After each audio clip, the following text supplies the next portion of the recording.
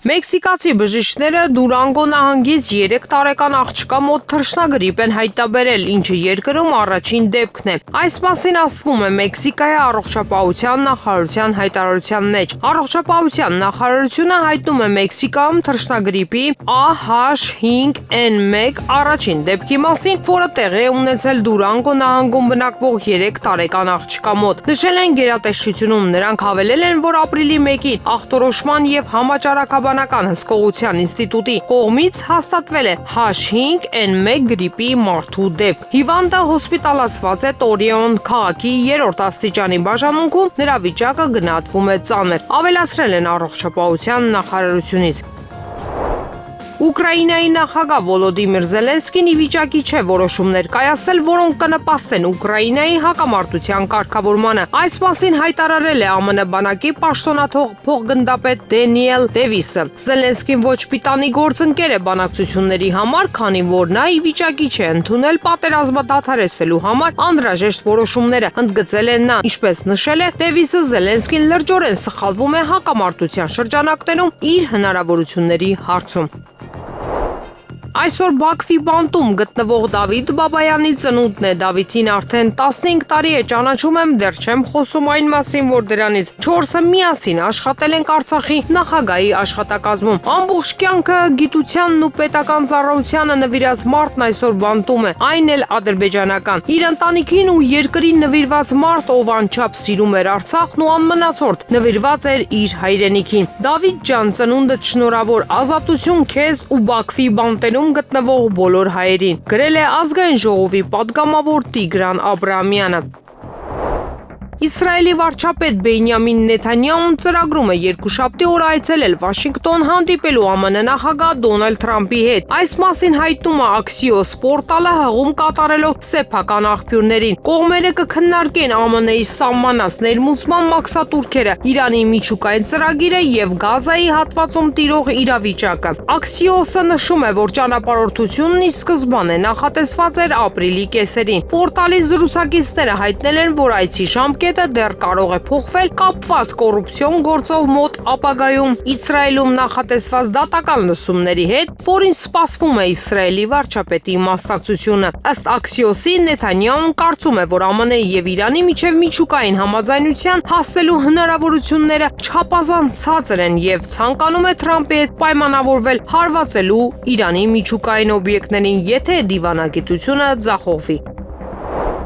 Առնվազն 38 պաղեստինցի է զոհվել ուրբաթ երեկոյան Գազայի հատվածում իսրայելական բանակի ավիահարվածների եւ գնդակոծությունների հետևանքով։ Այս մասին հայտնում է քաթարական Al Jazeera հեռուստաալիքը։ Ըստ Գազայի Ահլի հիվանդանոցի բժիշկների, որոնց մեջբերում է հեռուստաալիքը, բուժ հաստատությունում տեղ չի մնացել վերջին հարձակումներից տուժածներին բուժելու համար։ Մարտի 18-ին իսրայելական բանակը վերսկսել է ռազմական գործողությունները Գազայի հատվածում, զանգվածային հարձակումներ կատարելով անկլավի վրա եւ դրանով իսկ ընդհատելով հունվարին հաստատված հրադադարը։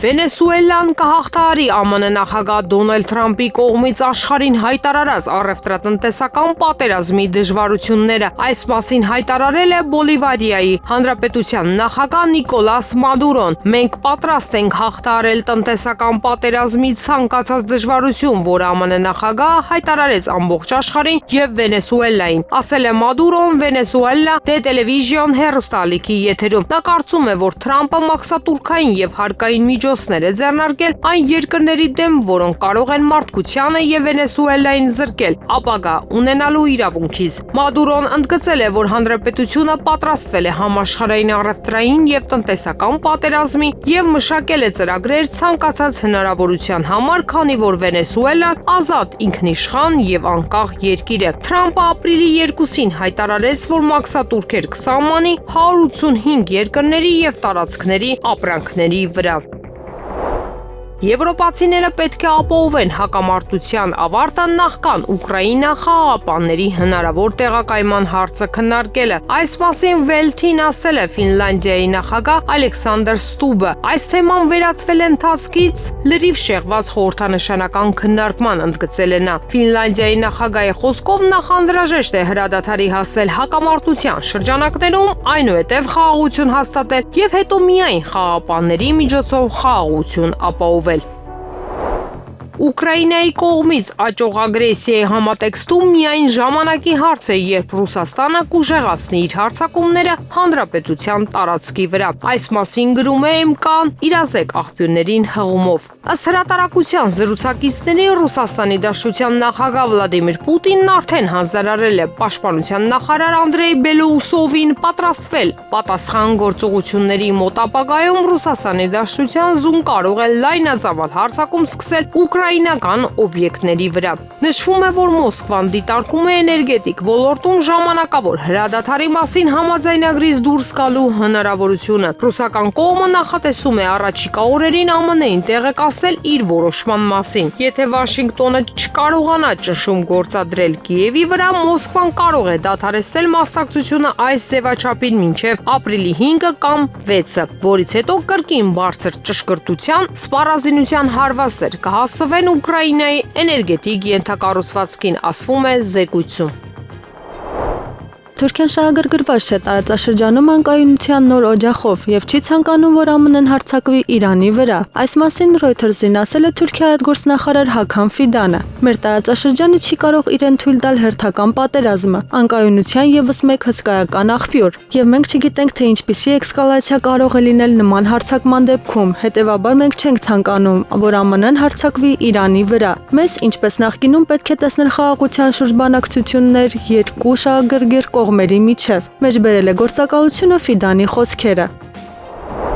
Եվրոպայում պաշտոնյաները խաբում են իրենց եւ բնակչությանը, հավաստիացնելով, որ Ռուսաստանը գլխավոր սպառնալիքն է ամբողջ աշխարհի համար։ Այն դեպքում, երբ ներքին խնդիրները վաղուց ԵՄ-ին դուրս են մղել միջազգային ասպարեզից։ Այս մասին հայտնել է ԱՄՆ փոխնախագահ Վենսը։ Պետք է խոստովանենք, Եվրոպայի համար գլխավոր սպառնալիքը Ռուսաստանը կամ Չինաստանը չեն։ Հիմնական սպառնալիքը նրա ներքին խնդիրներն են՝ միգրացիոն քաղաքականությունը, որը քանդում է Եվրոպայի մշակութային հիմքը, տնտեսական քաղաքականությունը, որը նվազեցնում է մրցակցությունը եւ անվտանգության քաղաքականությունը։ Չնայած Եվրոպայի առաջնորդներն ասում են, որ Ռուսաստանն աշխարհում գլխավոր սպառնալիքն է, ասել է ԱՄՆ փոխնախագահը։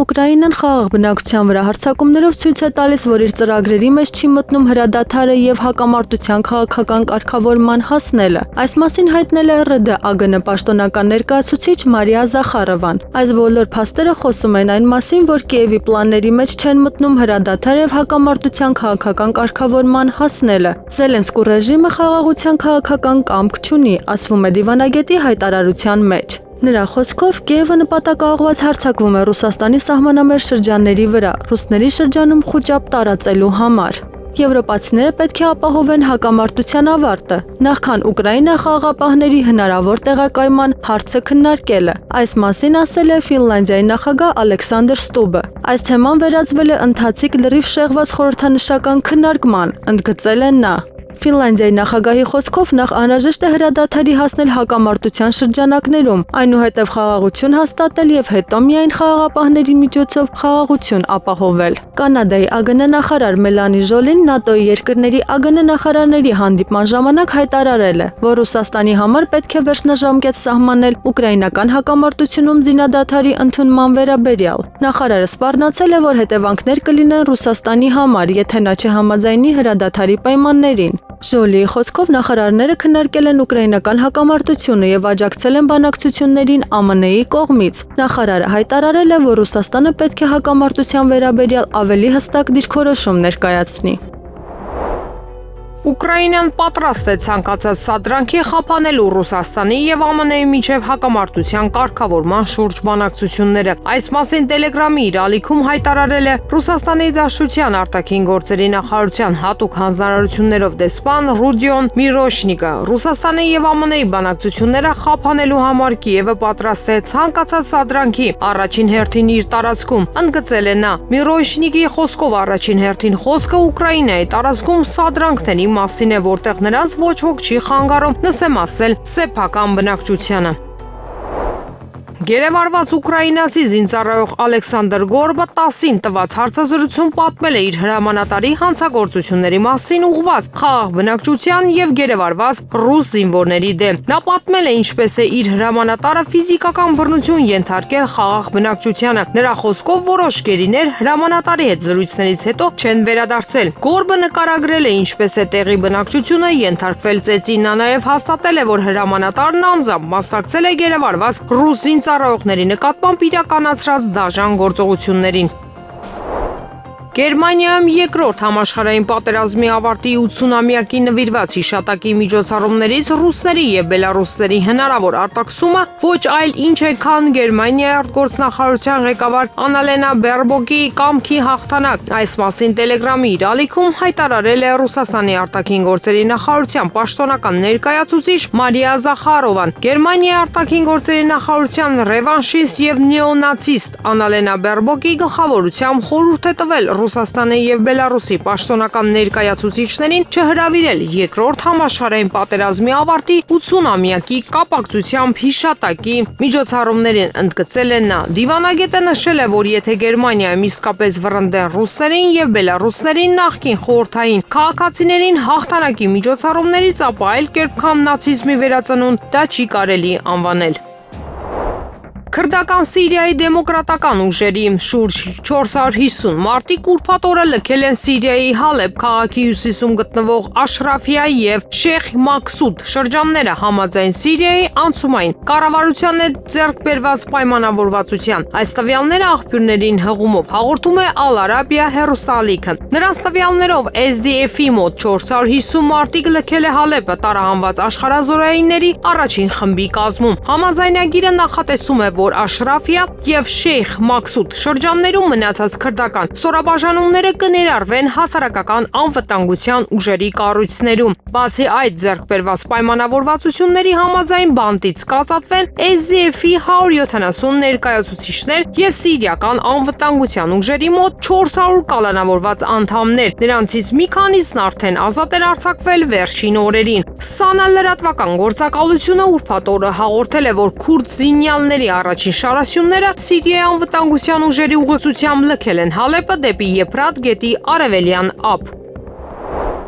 Ազգային ժողովի նախագահ Ալեն Սիմոնյանի հրավերով ապրիլի 1-ին երեկոյան պաշտոնական այցով Երևան է ժամանել Վիետնամի Սոցիալիստական Հանրապետության ազգային ժողովի նախագահի գլխավորած պատվիրակությունը։ Հանդիպումների շարքը սկսվել է Ալեն Սիմոնյանի եւ Վիետնամի ազգային ժողովի նախագահ Չան Թան Մանի առանձնազրույցով, որին հաջորդել է ընդլայնված կազմով հանդիպումը։ Կայացած հանդիպումների առանցքում են եղել միջխորհրդարանական համագործակցությանը, բարեկամական խմբերի շփումների ակտիվացման, տնտեսական փոխգործակցության ընդլայնմանն ու տարածաշրջանի անվտանգությանը վերաբերող հարցերը։ Քննարկվել են նաև երկու երկրների ազգային ժողովների աշխատակազմերի փոխգործակցության հնարավորությունները։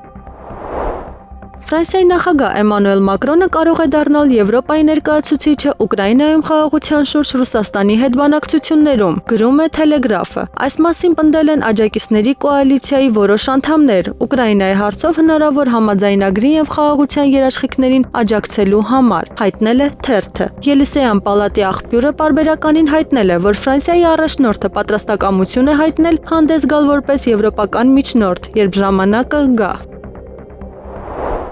Երեկ երեկոյան ապրիլի 4-ին ռուսական կողմը բալիստիկային հարված է հասցրել Կրիվոյ Ռոգին։ Այս մասին հայտնում է քաղաքի պաշտպանության խորհրդի ղեկավար Ալեքսանդր Վիկուլինը։ Հրթիռային հարձակման արդյունքում զոհվել է 18 մարդ, որոնցից 9 երեխաներ, տուժել է 56-ը։ Վիկուլինը հայտնել է, որ այս պահի դրությամբ հրթիռային հարվածի հետևանքների վերացումը շարունակվում է։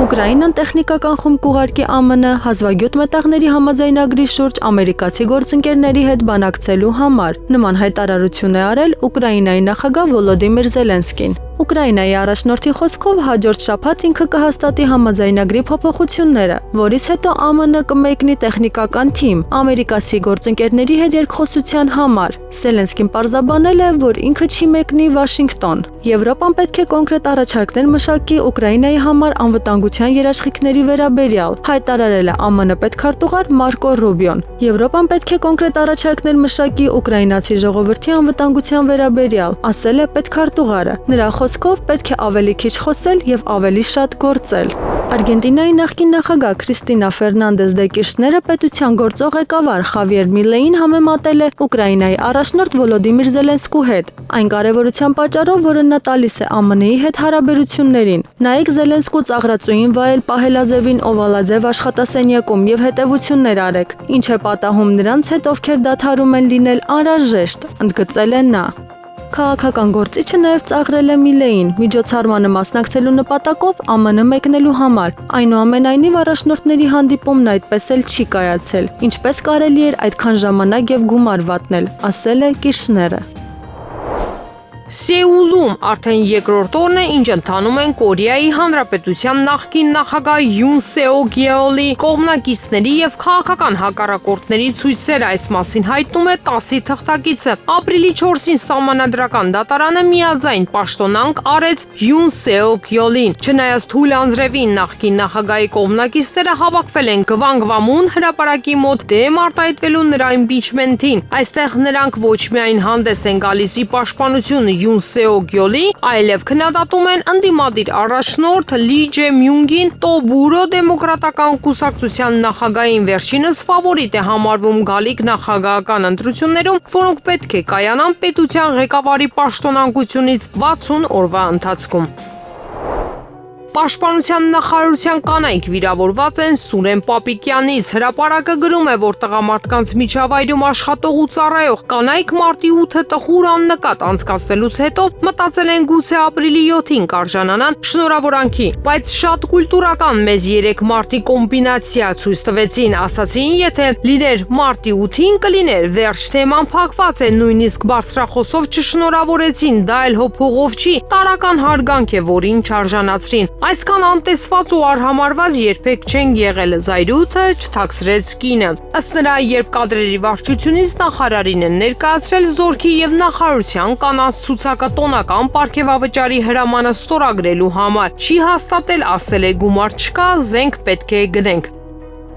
Հայ-ռուսական դիվանագիտական հարաբերությունները ինչ մակարդակի վրա են այսօր։ Շատ ցածր մակարդակի վրա են, ակնհայտ է, որ իրական դաշնակցություն այլևս չկա եւ մենք տեսնում ենք, որ նիկոլական վարչակարգի վերջին քանդրբազությունը ԵՄ գնալու, որտեղ մեզ ոչ մեկ չի սպասում, երթական հարվածն է այդ հարաբերություններին եւ որևէ բան չի տալու Հայաստանին բացի վնասից։ Եվ ուզում եմ այսօր եւս մեկ անգամ արձանագրել, որ միակ կուսակցությունը, որ դեմ քվեարկեց, դա հանրապետականն էր, որովհետև մենք գտնում ենք, որ իհարկե Եվրոպան շատ կարևոր է, արևմուտքի հետ հարաբերությունները կարևոր են, բայց դաշնակցային հարաբերությունները պետք է սրագացնել Ռուսաստանի հետ, իսկ ԵՄ-ի հետ կապված Եվրոպական միությունը որևէ մեկը Հայաստանին չի սպասում, նույնիսկ ակնարկ չի արել, եւ սա Նիկոլ Փաշինյանի հետական դատարկ PR-ն է։ Իսկ ինչ վերաբերում է հարաբերություններին, ինչպես մենք կարող ենք խոսել նորմալ հարաբերություններից, եթե Հայաստանի Հանրապետությունը Փաշինյանի վարչակարգը սառեցրել է իր հարաբերությունները հապկում եւ փաստացի չի մասնակցում նրա աշխատանքներին։ Սա իհարկե մեծ վնաս է եւ պետք է տգետ լինել չհասկանալու համար, որ անհնար է լինի Ռուսաստանի հետ ունենալ տնտեսական հարաբերություններում դաշնակցային հարաբերություններ, բայց անվտանգային ու քաղաքական հարաբերություններում գնալ դեպի այլ տեղ։ Եվ ուզում եմ ասել, որ այդ այլ տեղը նույնիսկ Եվրոպան էլ չի։ Նիկոլ Փաշինյանը Թուրքիա եւ Ռուսաստանի միջև իմ տպավորությամբ ընտրել է Թուրքիային, եւ նա այսօր էլ մնում է իշխանության բացառապես Ռեջեփ Թայիփ Էրդողանի հովանավորության արդյունքում։ Հայ-ռուսական հարաբերությունները հատկապես երբ վատառողջ փուլ մտային, երբ որ 18 թվականից հետո բացեք իմ հարցազրույցները, պարոն Աշոտյանի հարցազրույցները 18 թվականի այդ հիմար հեղափոխություն կոչվածից իրականում իշխանաձավթումից հետո, երբ որ տեսակ Խաչատուրովի նկատմամբ քրեական գործեր հարուցեցին, Արցախյան հերոսամարտի հերոսների վրա գործեր հարուցեցին, Նիկոլ Փաշինյանը ընդունեց Բոլտոնին եւ սկսեց իրականացնել Բոլտոնի ծրագիրը։ Ես իմ ելույթում էլ նշեցի, որ պարոն Բոլտոնը առաջարկում էր Հայաստանի իշխանություններին, որպեսզի հայ ժողովուրդը մոռանա այսպես կոչված պատմական գաղափարների մասին, իսկ այս գաղափարները մենք գիտենք, դա նախ եւ առաջ ավանդական հարաբերություններն, հայկական Արցախն է, ցեղասպանության խնդիրները եւ իհարկե նաեւ հայ-ռուսական հարաբերությունները։ Պարոն կարծես գլուխ են բարձրացրել նույն մարդիկ, ովքեր 2018-ին իշխանափոխություն էին իրականացնում եւ կրկին մեղադրանքների շարք է սկսել հանրապետականի դեմ։ Սա ինչ դիվերսիա է եւ այս համատեքստում ինչպես կգնահատեք Գյումրիում տեղի ունեցող կոնֆլիկտը, որը կարծես թե հանգուցալուծվեց Մարտուն Գրիգորյանի այսօրվա հայտարարությամբ։ Չակերտավոր դիվերսանտներին ասեն, որ իրենց բառապաշարով էլի քաղաքական, իրենք իրենց դրված ականների վրա կպայթեն։ Այդ փուչիկներ են, կամ էլ փուչիկը կպայթեցնենք, հանգիստ եղեք։ Հանրապետականը 18 թվականից հետո, եթե 18 թվական է անցել, իր բոլոր խնդիրներով, թերություններով, սխալներով հանդերձ հանրապետականը կանգուն է։ Բայց ես մեկ առիթով ասել եմ, մի ասեք մեր մասին սուտը, այլապես կլսեք ձեր մասին ճիշտը։ Սա է, ինչ վերաբերում է Մարտուն Գրիգորյանին, Մարտուն Գրիգորյանի նկատմամբ կեղտոտ արշավ էր սկսել ու նաև հանրապետականի նկատմամբ էլ, բայց Մարտուն Գրիգորյանը իր այսօրվա հայտարարությամբ բոլորին նստեցրեց իրենց տեղը։ Ուշացած չէ այս թեման ըստ էության Գյումրիում ունենալ Վարդան Ղուկասյան քաղաքապետ սրանով իշխանափոխություն լինելու է։ Սկզբանե ասել եմ, որ դրանց նպատակը հոդա չէ, դրանց նպատակը Մարտուն Գրիգորյանի խփելներ եւ հանրապետականի եւ այն ուժերին, ով հետ որ կապում են Մարտուն Գրիգորյանին։ Չնայած մենք ասել ենք, այո, Մարտունը մեր ընկերն է, բայց Մարտուն Գրիգորյանը առաջադրվել էր այլ կուսակցություններից, հանրապետականով չէր առաջադրվել։ Եվ ես միշտ ասել եմ, որ Գյումրու ընտրությունների գլխավոր խնդիրը նա է, որ մենք տեսանք, որ Գյումրին զայն չտվեց Նիկոլ Փաշինյանի ԿՊ-ին, մերժեց։ Սա է ամենագլխավոր բանը։ Իսկ եթե տես նայենք թիմերով, Վանաձորում էլա Նիկոլը պարտվել, Ալավերդում էլա պարտվել, Սյունիքում էլա պարտվել, Մասիսում էլա Դավիթին պարտվել, որտեղ Բերդում էլա պարտվել, Ապարանում էլա պարտվել, Մարալի, որտեղ ասես պարտվել է էլի։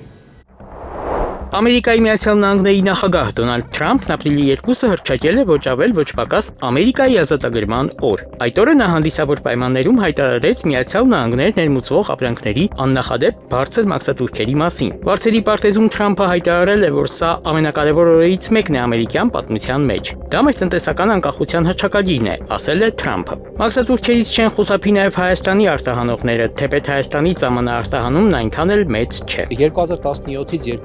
2021 թիվը ընդհանուր մենք արտահանում ենք մոտ 50 միլիոն դոլարի ապրանք դեպի ԱՄՆ, 22-23 թվականին այդ թիվը աճեց մինչև 80 միլիոն, սակայն 24, 23 եւ 24 թվականներին ունենք արտահանում դեպի ԱՄՆ արտահանման կրճատում մինչև 5 թվերը 50 միլիոն։ Հիմնականում ԱՄՆ արտահանվում են այս ապրանքները։ Արտահանում ենք առաջին հորիզոնական թանկարժեք եւ կիսաթանկարժեք քարերն եւ մետաղներն, այսինքն ոսկի եւ ադամատ, որը ընդհանուր արտահանման մոտ 20%-ն է։ Երկրորդ հորիզոնականում է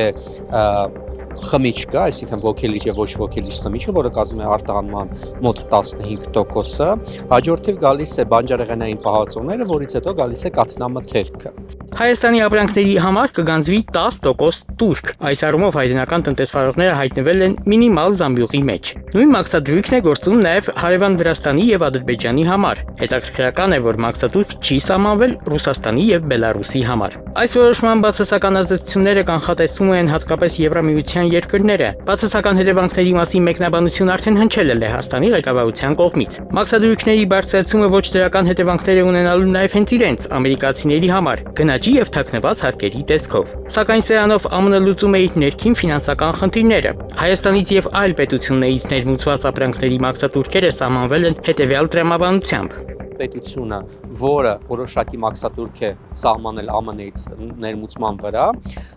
այդ մաքսատուրքի մոտավորապես կեսը սահմանում է Ամերիկայի Միացյալ Նահանգները։ Օրինակի համար Եվրոմիությունը այս պահին, երբ ներմուծում է ԱՄՆ-ից որոշակի ապրանք, մաքսատուրքը կազմում է միջինացված 39%։ Մասնագետը փաստում է, որ ԱՄՆ-ից ներմուծումն ավելի մեծ է, քան արտահանումը։ Մինչև 2021 թվականը այն կազմել է մինչև $120 միլիոն, այնուհետ կտրուկ աճել է, դառնալով $550 միլիոն, ապա կրկին կրճատվել։ Սա հիմնականում պայմանավորված էր մեքենաների ներմուծմամբ եւ դրանից հետո վերարտանմամբ դեպի Ռուսաստանի Դաշնություն։ Ներկայ իշխանությունը ունի խոսքի խնդիր այն տեսանկյունից, որ այսօր մի բան կարող է ասել, վաղը չէ միսօրը այլ բան։ Վերջին տարիներին կրճատվել է եւ արտահանումը եւ ներմուծումը։ Հարց է ծագում, ինչու հետ հեղափոխական Հայաստանը լինելով ժողովրդավարական ուղի ընտրած երկիր, ընդգծված հեղափոխական տեմպերով չի զարգացնում իր առևտրային հարաբերություններն ԱՄՆ-ի հետ։ Այս հարցն ակտուալ է ոչ միայն տնտեսական, այլև քաղաքական տեսանկյունից։ Մի բան հստակ է, աշխարհը կանգնած է նոր տնտեսական վերաձևակերպման շեմին, եւ այս համատեքստում Հայաստանը պետք է ընտրի մնալ пассив, թե ակտիվ խաղացող։ Շատ կարևոր փուլ է Հայաստանի համար։ Մենք գտնվում ենք աշխարհի փոփոխման շրջանում, երբ որ աշխարհը դառնում է այլ բազմաբևեռ եւ այդ աշխարհի փոփոխման մեջ, այսպես ասած, դետոնատորը, հանդիսացել է կամ կատալիզատորը հանդիսացել է Ռուսաստանի հատուկ օպերացիան, ռազմական օպերացիան, որը որ արդեն 3 տարի է, որ տևում է։ Եվ մենք որոշեցինք գիտական կոնֆերանս կազմակերպել, գիտագործնական կոնֆերանս, որով ուրեմն քննարկել թե այդ իրադարձության 3 տարվա ընթացքում ինչ տեղի ունեցավ, ինչպես դա կզարգանա եւ այդ զարգացումները ինչպես կազդեն Հայաստանի վրա եւ Հայաստանի շուրջ ուրեմն երկրների վրա։ Սա ամբողջ խնդիրն է, որը այսօր մենք պետք է ուսումնասիրենք, դե բացի դրանից դուք գիտեք, որ հերոյում բազմաթիվ հայեր են մասնակցում, ազգությամբ հայեր, Ռուսաստանի քաղաքացիներ, ստեղծված է անգամ հայկական ջոկատ, Արմբատը, եւ Արմբատը նույնպես ուրեմն ինչ որ չափով ներկայացնում է հայ ժողովրդին։ Այդպես որ կարևորագույն խնդիր է մեզ համար, թեմա է մեզ համար եւ այն գիտական ուսումնասիրության անհրաժեշտություն ունի, որպեսզի մենք կարողանանք տեսնել, թե Հայաստանը ինչպիսի ուղի է ունենալու մոտակա ժամանակներս։ Պարոն Բաբուխանյան, հայ-ռուսական հարաբերությունները դարավոր պատմություն ունեն եւ 35 տարվա բարեկամական հարաբերություններ ունեն, բայց այսօր կարծես անառողջ վիճակում են գտնվում։ Այ ինչպես կարող եք այդ փուլը հաղթահարել։ Այդ փուլը հաղթահարելու համար պետք է երկու բան, առաջինը պետք է փոխել այն իշխանությունը, որը որ այսօր զավթել է մեր երկրի ղեկավար դիրքերը, եւ երկրորդը պետք է վերհիշել մեր այդ դարավոր պատմությունը, այսինքն մեր ժողովրդի պատմական հիշողությունը պետք է արթնանա եւ մեր ժողովուրդը պետք է հիշի, ով տվեց մեզ պետականություն, ով փրկեց մեր երկիրը, ով փրկեց Էջմիածինը գործանումից, ով ստեղծեց Հայաստանի մարզը, հետո Հայաստանի Հանրապետությունը եւ այլն, եւ ուրեմն ով որ դա արեց, մեզ հետ միասին, ով որ մեզ օգնեց պահպանվել որպես ազգ, նրա հետ էլ մենք պետք է շարունակենք մեր, ինչպես դուք ասեցիք, շատ ճիշտ եւ ձեզ համաձայն դարավոր բարեկամությունը։ Պարոն Բաբուխանյան, բայց նայեք Արցախում ռուս խաղապահներն էին